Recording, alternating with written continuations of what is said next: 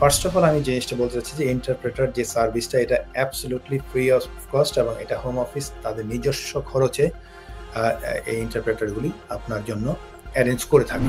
ইন্টারভিউর হবে উনি কি নর্দার্ন আয়ারল্যান্ড থেকে আসছেন নাকি স্কটল্যান্ড থেকে আসছেন নাকি লিভারপুল থেকে আসছেন, ওনাদের প্রত্যেকটা জায়গার আপনি জানেন যে আপনার তাদের যে অ্যাকসেন্ট তাদের ডিফারেন্ট থাকতে পারে। আপনি যদি প্রত্যেকটা অ্যাকসেন্ট খুব সুন্দরভাবে ধরতে পারেন, অ্যাবসলিউটলি ফাইন আপনি ইংলিশে দিতে পারেন। এখানকার ক্রেডিবিলিটি ইস্যুটা অ্যাবসলিউটলি ডিফারেন্ট। আপনি ইংলিশে বলেন, বাংলায় বলেন, আপনার নিজের ভাষায় বলেন, সিলেটি বলেন, চিটাগাংয়ের ভাষায় বলেন, doesn't matter.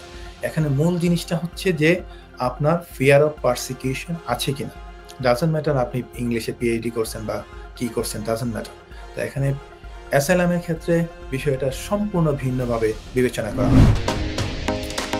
Stonebridge Legal Solutions Limited, your trusted immigration partner.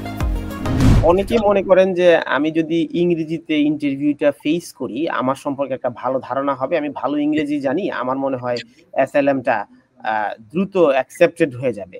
আবার এই স্মার্টনেসটা দেখাতে গিয়ে অনেক সময় লোকাল অনেক ইংরেজি অ্যাকসেন্ট আছে যেগুলো অনেক সময় বোঝা যায় না, তাদের না বোঝার কারণে ক্ষতিগ্রস্ত হতে পারেন কিনা, এক্ষেত্রে আপনার পরামর্শ কি?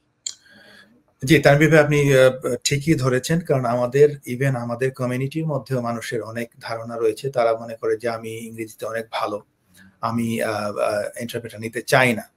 তো ফার্স্ট অফ অল আমি যে জিনিসটা বলতে চাচ্ছি যে ইন্টারপ্রেটার যে সার্ভিসটা এটা অ্যাবসলিউটলি ফ্রি অফ কস্ট এবং এটা হোম অফিস তাদের নিজস্ব খরচে এই ইন্টারপ্রেটারগুলি আপনার জন্য অ্যারেঞ্জ করে থাকে। তো সেকেন্ডলি হচ্ছে যে আপনি যদি খুবই ভালো ইংরেজি পারেন, that is absolutely different. আপনি যদি সে ফর এক্সাম্পল এখন আপনি তো জানেন না যে আপনার যে ইন্টারভিউর হবে উনি কি নর্দার্ন আয়ারল্যান্ড থেকে আসছেন নাকি স্কটল্যান্ড থেকে আসছেন নাকি লিভারপুল থেকে আসছেন, ওনাদের প্রত্যেকটা জায়গার আপনি জানেন যে আপনার তাদের যে অ্যাকসেন্ট তাদের ডিফারেন্ট থাকতে পারে। আপনি যদি প্রত্যেকটা অ্যাকসেন্ট খুব সুন্দরভাবে ধরতে পারেন, অ্যাবসলিউটলি ফাইন আপনি ইংলিশে দিতে পারেন, নো প্রবলেম এট অল।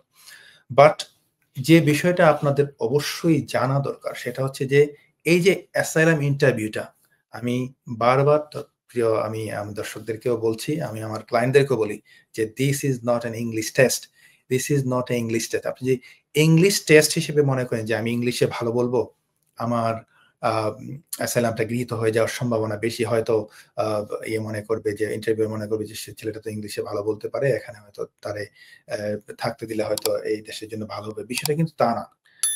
এখানকার ক্রেডিবিলিটি ইস্যুটা অ্যাবসলিউটলি ডিফারেন্ট। আপনি ইংলিশে বলেন, বাংলায় বলেন, আপনার নিজের ভাষায় বলেন, সিলেটি বলেন, চিটাগাংয়ের ভাষায় বলেন, ডাজন্ট ম্যাটার। এখানে মূল জিনিসটা হচ্ছে যে আপনার ফিয়ার অফ পারসিকিউশন আছে কিনা। ডাজন্ট ম্যাটার আপনি ইংলিশে পিএইচডি করছেন বা কি করছেন, ডাজন্ট ম্যাটার। তো এখানে অ্যাসাইলামের ক্ষেত্রে বিষয়টা সম্পূর্ণ ভিন্নভাবে বিবেচনা করা হয়।